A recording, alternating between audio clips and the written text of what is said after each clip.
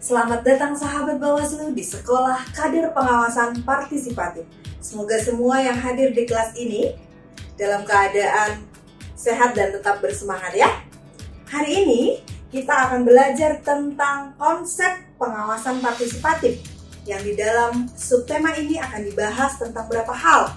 Yang pertama tentang hak dan kewajiban, kemudian tentang penguatan partisipasi masyarakat, yang ketiga fungsi Bawaslu, yang keempat strategi pengawasan partisipatif, dan yang kelima kenapa masyarakat harus terlibat.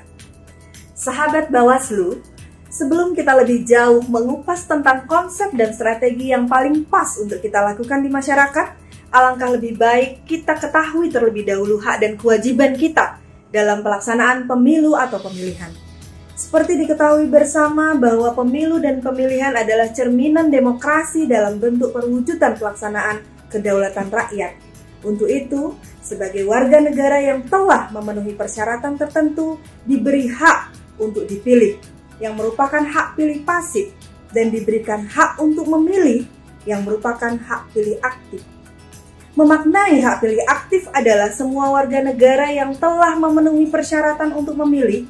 Dalam Undang-Undang 7 2017, pada pasal 1 ayat 34 dijelaskan bahwa pemilih adalah warga negara Indonesia yang sudah genap berumur 17 tahun atau lebih, sudah kawin atau sudah pernah kawin, kemudian dipilih dan memilih dalam pemilu dan pemilihan merupakan hak asasi manusia yang artinya hak yang melekat kepada setiap warga negara sesuai dengan ketentuan undang-undang.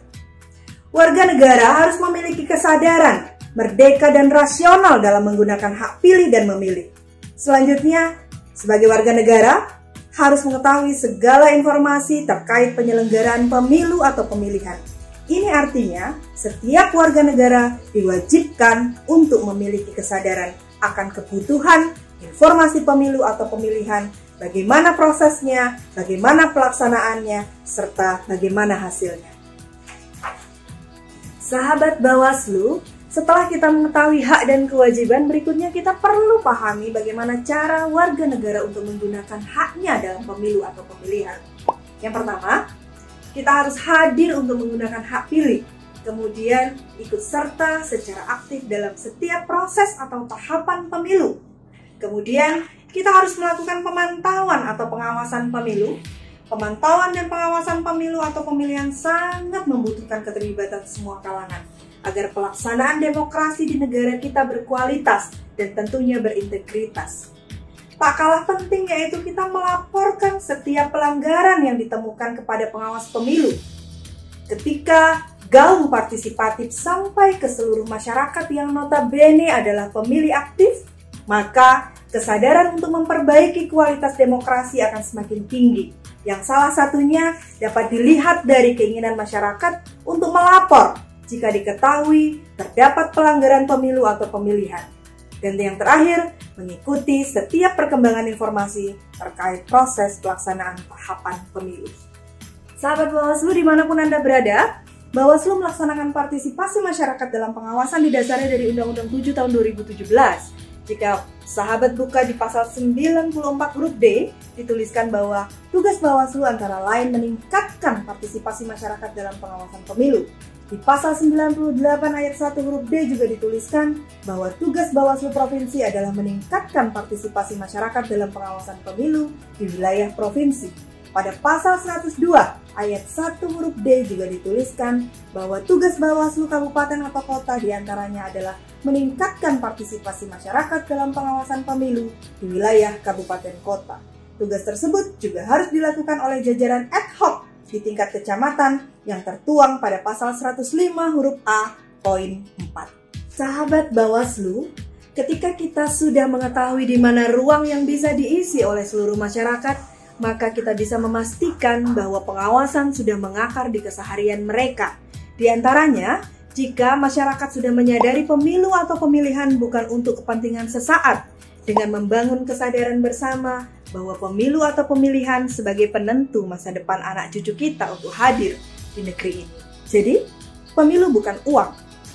Kemudian, membangun kesadaran bahwa partisipasi bukan hanya sudah nyoblos, tetapi bagaimana mengawal suara yang sudah diberikan untuk tidak disalahgunakan.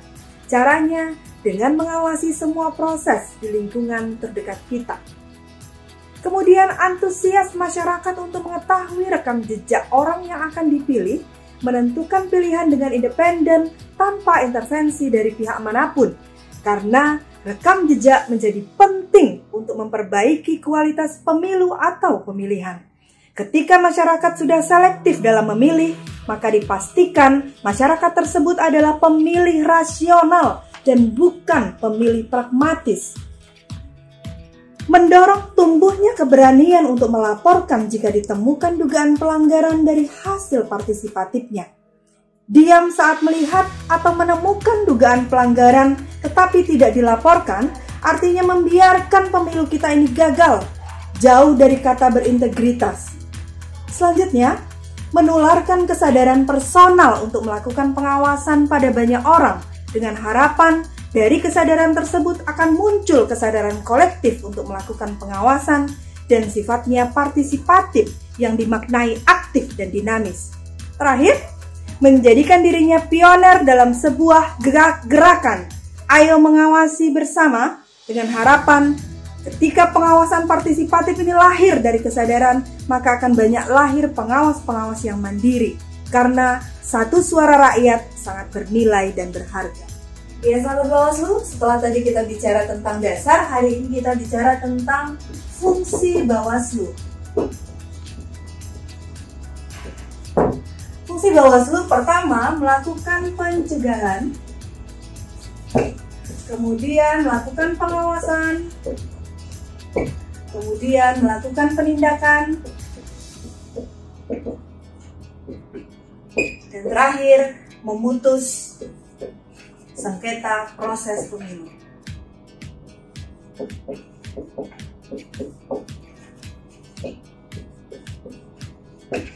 Sahabat Bawaslu, pertanyaan berikutnya, kenapa ya masyarakat harus terlibat dalam pengawasan partisipatif? Jawabannya ada 6. Yang pertama, untuk meningkatkan kualitas demokrasi. Yang kedua, memastikan hak politik seluruh warga masyarakat agar terlindungi. Yang ketiga, memastikan pemilu kita ini bersih, transparan, berintegritas dari sisi penyelenggara dan penyelenggaraannya. Keempat, mendorong tingginya partisipasi semua elemen masyarakat. Kelima, mendorong terwujudnya pemilu sebagai instrumen penentu kepemimpinan politik dan evaluasi kepemimpinan politik. Dan yang terakhir, mendorong munculnya kepemimpinan politik yang sesuai dengan aspirasi terbesar rakyat. Sahabat Bawaslu, peran masyarakat yang terlibat di pengawasan partisipatif ini diharapkan mampu untuk membantu kerja-kerja pengawasan. Apa saja kerja-kerja pengawasan? Yang pertama, memberikan informasi awal.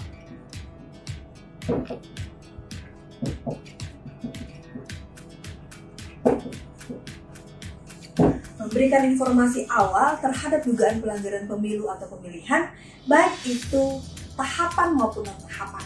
Yang kedua, bersama Bawaslu melakukan upaya pencegahan.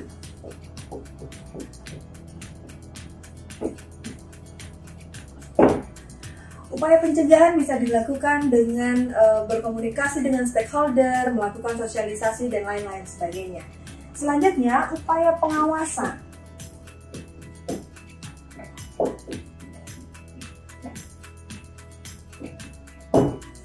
Upaya pengawasan ini untuk memantau jalannya pelaksanaan pemilu dan pemilihan. Dan yang terakhir, melaporkan. Melaporkan ke Bawaslu jika ditemukan dugaan pelanggaran yang terjadi di lingkungan sahabat-sahabat. Baik sahabat Bawaslu, di penghujung pelajaran kita kali ini ada 2 kata kunci untuk mengukur keberhasilan partisipasi masyarakat, yaitu bagaimana masyarakat bisa menjaga proses dan bagaimana masyarakat bisa mengawal hasil. Baik, sampai di sini perjumpaan kita. Senantiasa sehat selalu, selamat belajar kembali dan tetap semangat. Assalamualaikum warahmatullahi wabarakatuh.